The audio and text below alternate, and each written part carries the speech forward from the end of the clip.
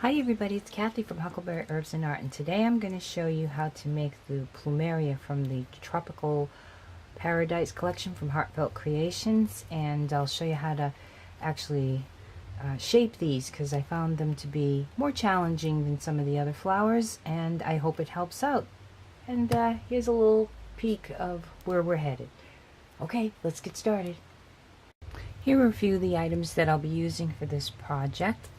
The Heartfelt Creations Tropical Plumeria stamp and die set, the Spectrom Noir smooth premium white cardstock, and I think this is 100 pounds, and Distress Oxide Reinkers Fossilized Amber and Worn Lipstick, along with the stamp pad. And if there's anything else that I use in this project, I'll bring it up when the time comes. Most of these items are in the store, but if there are things such as the Spectrum Noir, I don't sell this, that I don't have in the store, I'll leave a link for Amazon or someplace where you can pick it up. Okay, so the very first thing that I'm going to do, shake it up, because these have dye and pigment ink in them. We need to blend the two types of ink. So there's a little ball inside. And then I'm going to lay some of it out. Now see, if I wanted to have that much with my stamp pad, it would have really taken a lot to get that. And I'm going to spritz it and get water in it, so I'm actually creating much more of the color by doing so. And what I need to do, because what I found with the Plumeria is that there is a need to curl the back over to the front to make these look realistic.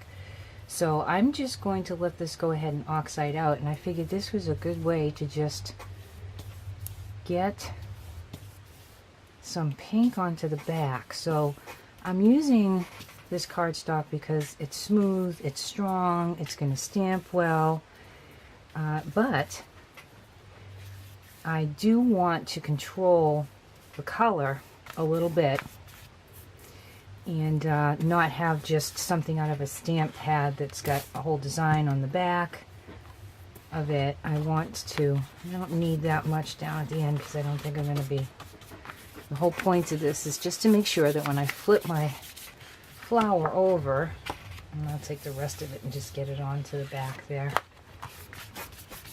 that it's not just white. So now I'm going to take the Tropical Plumeria stamp set, and I have the larger of the stamps, and I'm going to ink that up. And one thing I've learned is the Distressed Oxide inks are great for embossing.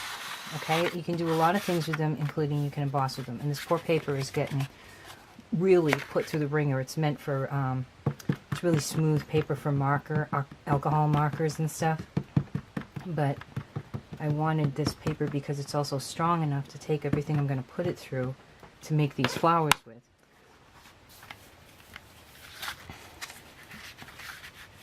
Okay, so one thing I've learned is that you need to put your embossing powder on fairly quickly because pigment ink takes a long time to dry. Dye ink dries quickly. Hence, incorporating the two, a brand new animal, right? And if you want to emboss, especially with fine stamps like this, it's probably better, I don't know what that is, to get the embossing powder on fairly quickly. So I'm going to ink, embossing powder, and emboss.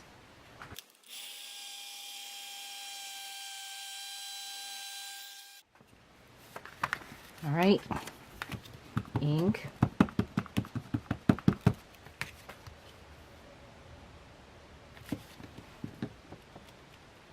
stamp, embossing powder,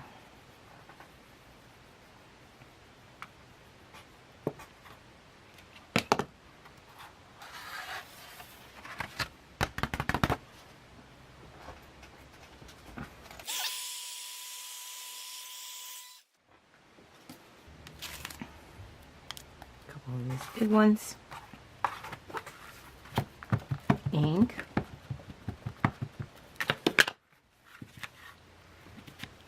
Stamp.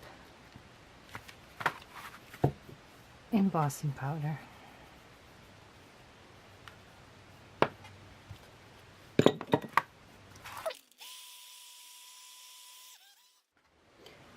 Okay, so I'm going to get the rest of these all embossed and the different sized stamps, and I'll be back. There they are, all embossed. And there's a couple of boo-boo spots, but that's just from my haste in trying to get these ready so that I can show you how to form these flowers.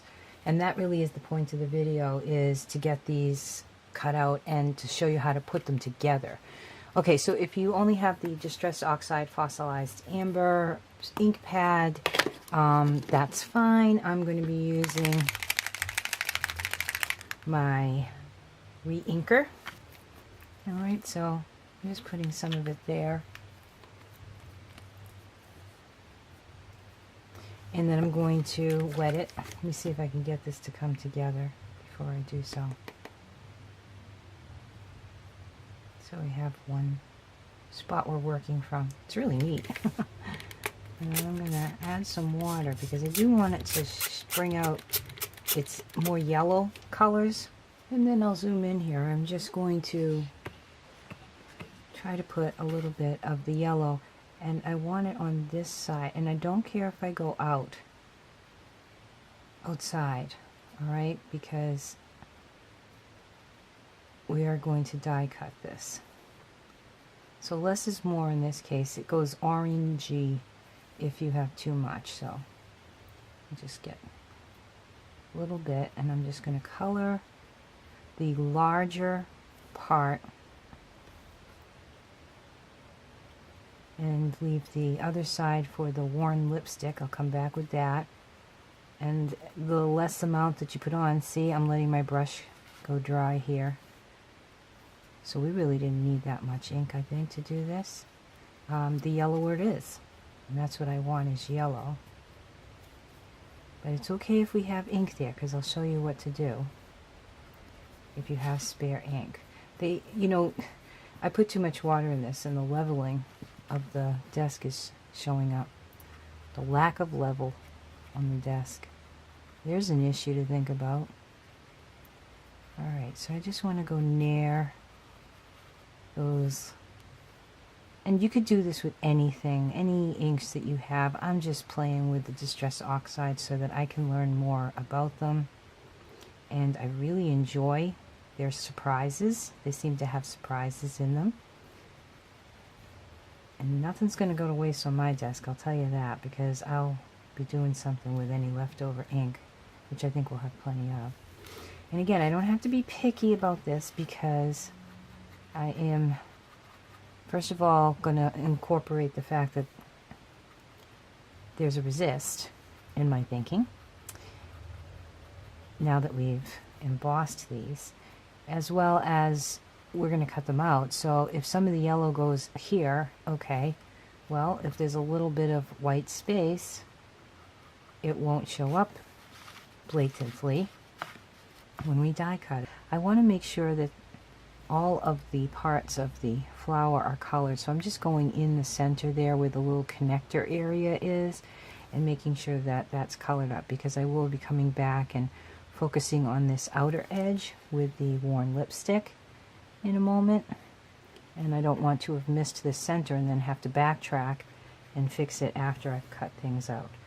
Okay, I think I got them all. I'll check it, and there you go. I've already started. Keep yourself some watercolor paper or something when you're working with the Distress Oxide inks so that you do not waste a single drop. Alright, so we're going to be using this at some point for something, even if it's not with this project. And I have a whole video of doing that and blending all the different colors if you're interested in checking it out. So let me clean this up and not feel like I wasted a bunch of my ink. And now I'm going to come back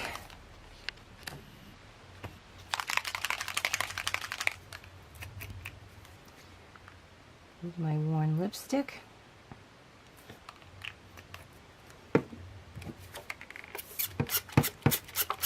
Add some water in there.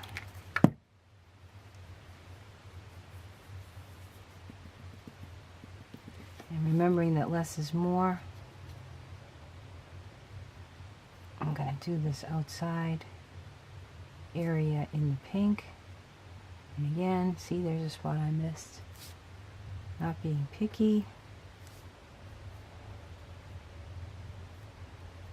Just getting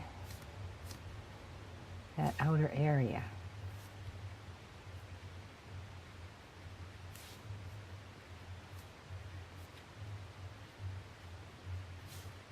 Alright, so I'll finish that up. Get the rest of these done on the edges and show you what it looks like when the paper's finished. So I have the whole paper colored and it looks like a mess. And it's, you know, bleeding out and all that stuff, but I'm going to dry this really well and then use the dies, the Tropical Plumeria die set, to cut these out, and then we can start shaping.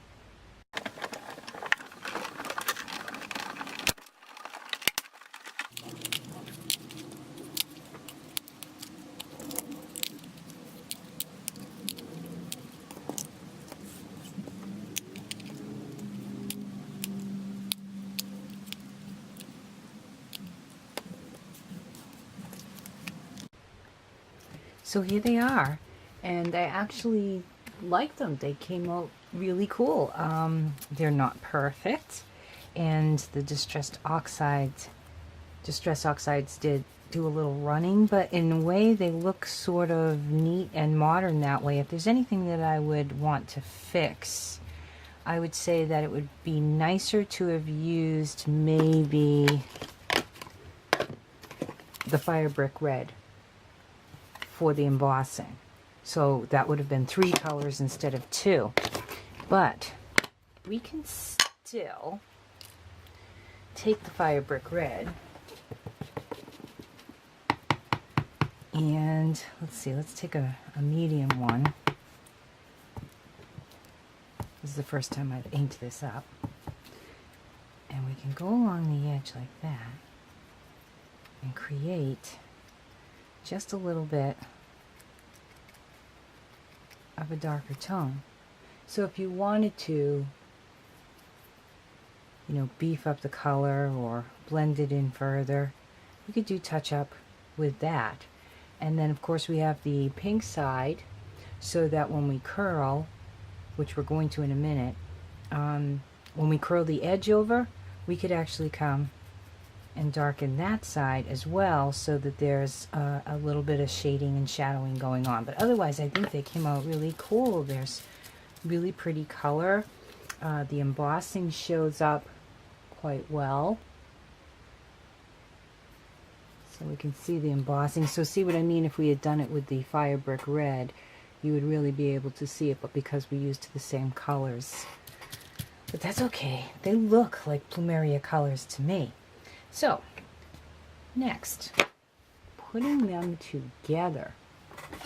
First of all, I don't usually do it, but I found with these flowers, you are probably going to want to put the All Clears glitter glue down and use this, because these are not as easily manipulated as some of the other flowers. But the results really do look like Plumeria. If you just do a few little things. One of the things that Emma Lou talked about, which she, said very briefly on her video, was snipping in the center. And there's a good reason for that, because you're going to want to twist and bend these. Before we do that though, if you don't have the Heartfelt Creations shaping tools, which I actually don't, I need to get them, but I had already purchased a set of tools. Use what you have, right? Alright, so let's do this. So I've taken one of the larger ones so that you can see me a little bit better in manipulating this. And what we're going to do is, now the way Emma did it was she flipped it over and she began to press on the inside making a curve away from the lighter color by curling it from the back. And that's nice and it will help shape, but what I found that in the end the most important part was curling the darker one forward. And again, she had the Heartfelt Creations tools, and I have those I think on pre-order in the store if you want them, which worked probably better than this. But what you want to do is be able to flip this forward.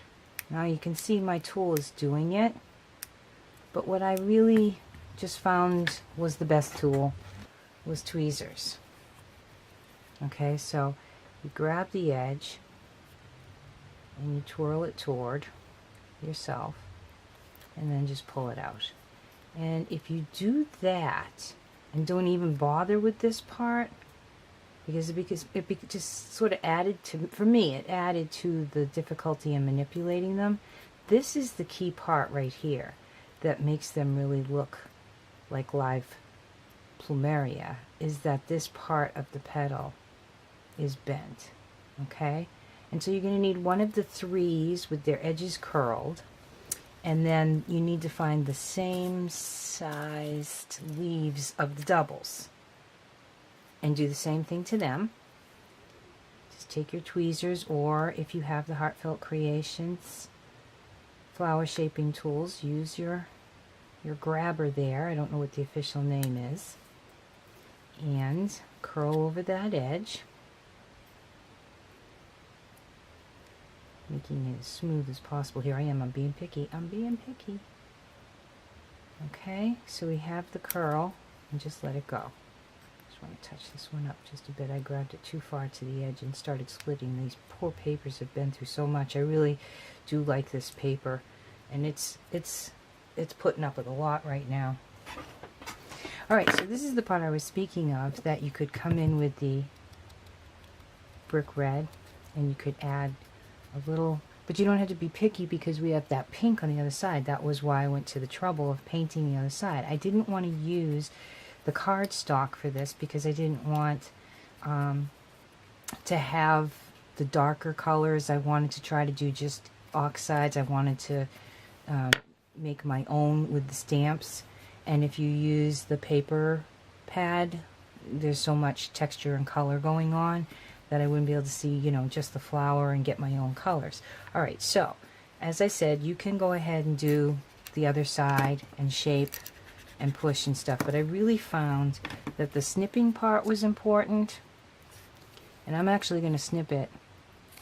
And just make sure you don't cut across, but no big deal if you did. You just would glue these, because you have to bring these together like this, okay? And I found myself pushing them inward as well. So I'm going to take my glue gun and just one little dab, just a little dab, and stick it together. Okay, and see why shaping this would be nice, but you can do a little of that with your finger afterwards. And then I'm going to take this one, and you almost have to swing them around like a clock, like clock hands, right? Which, you know, the paper that's right in here is getting really roughed up. But that's the shape, and if it tears, it's okay. And you want to start heading towards a curve inward. And some of them I'll show you afterwards. I'm going to snip this right here. Just a little snip. Some of them afterwards, the first ones that I did,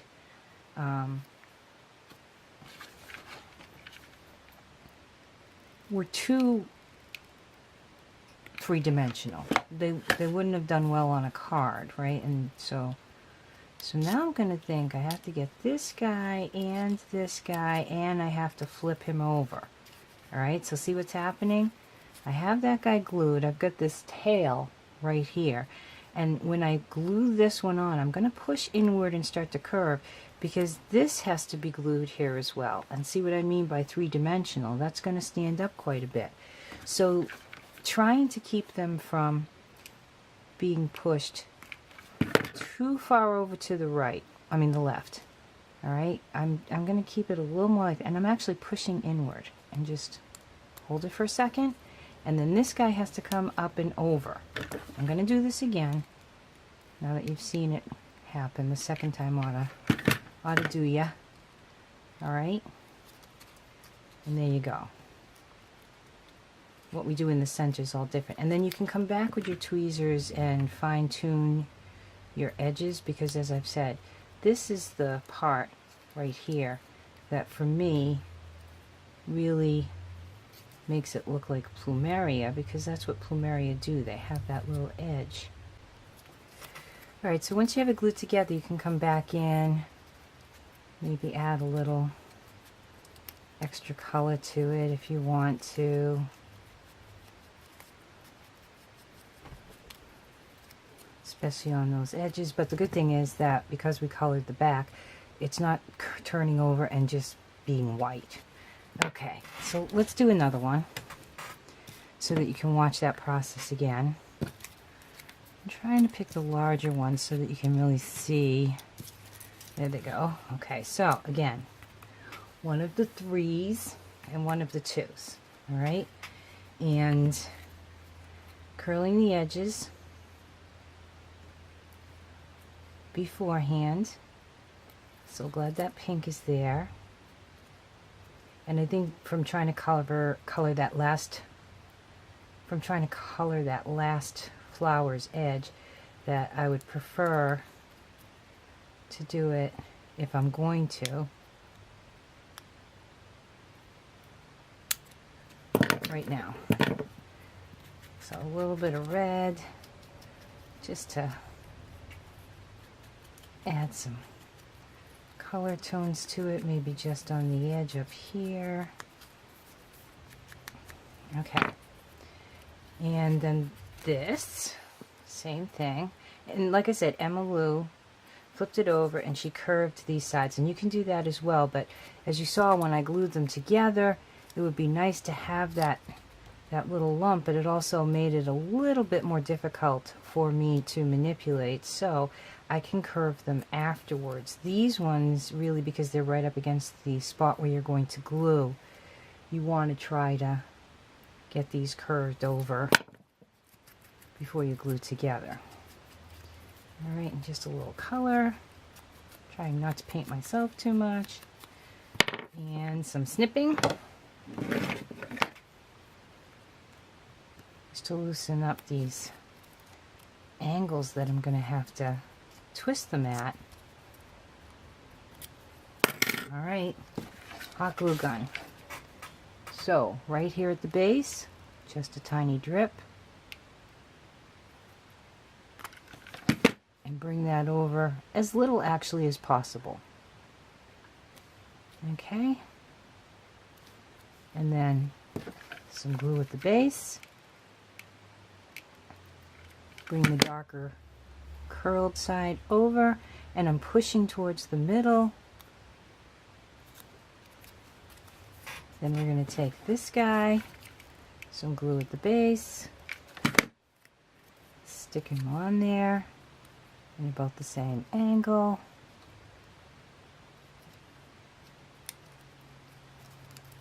And as I bring this last one over, I'm trying to flip this one that's already attached to position it, and I'm pushing towards the middle to just get it to fit right for myself. Okay, so a little bit of glue in there, just a dab will do ya. Hold it, and the final one. Just a dab, hold it, and depending on how far you bring it over, that will make this more three-dimensional and tight or loose. So the very first ones that I did not come out so well. It's one of the reasons why I decided to do this. There was too much, there was all white on the back, and I had a little bit of curve, but then I pressed with the glue, and I was trying to use the clear glue instead of the glue gun. Yeah, I wasn't so pleased with that. And then it ended up very dimensional to the point where I don't think I can put that on a card. Now this one is, it's doable. It's doable. I could make a card box And you could still use these, they would look lovely together, but I just wanted to address the fact that even when I was trying to do this myself, and here we go, we can come back in and recurl these a little bit now that the glue has set up.